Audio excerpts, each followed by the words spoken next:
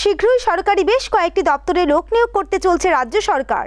মঙ্গলবার মন্ত্রিসভার বৈঠক শেষে সাংবাদিক সম্মেলন করে এই বিষয়ে বিস্তারিত জানান মন্ত্রী সুশান্ত চৌধুরী।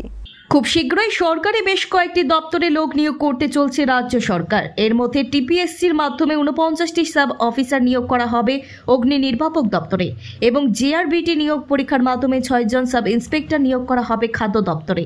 এছাড়াও 67 জন অবসরপ্রাপ্ত পুলিশ অফিসারকে নিয়োগ করা হবে কন্ট্রাকচুয়াল বেসিসে। তাদের লাগানো হবে নিশ্চিন্তপুর রেলওয়ে যোগাযোগ এবং সাবরুম চেকপোস্টে। এছাড়াও চিটাগাং আগরতলা আন্তর্জাতিক ফ্লাইট যোগাযোগ চালু হলে সেই কাজেও তাদের লাগানো হবে। মঙ্গলবার মন্ত্রিসভার বৈঠক শেষে সচিবালয়ে এক সাংবাদিক সম্মেলন করে এই কথাগুলো বলেন রাজ্যের ক্যাবিনেট মন্ত্রী সুশান্ত চৌধুরী। এছাড়াও তিনি আরো বিভিন্ন বিষয় নিয়ে বিস্তারিত আলোচনা করেন। আরেকটা গুরুত্বপূর্ণ সিদ্ধান্ত, যেটা proposal for filling up 49 vacant post of sub officer under home fire and emergency service department by direct recruitment through TPSC।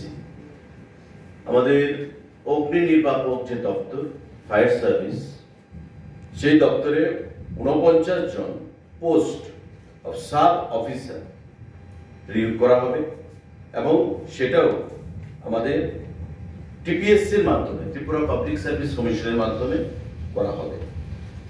তার গ্রেড পে থাকবে, স্কেল পে আমাদের level 10 of Tripura pay matrix 2018 rupees 34,700 to 1,09,800 এই হবে তার pay scale.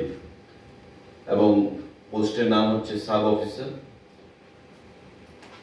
যা requisite qualification educational, graduate in science from recognized university and preferably passed the basic firefighting course of at least 3 months duration from any government recognized college।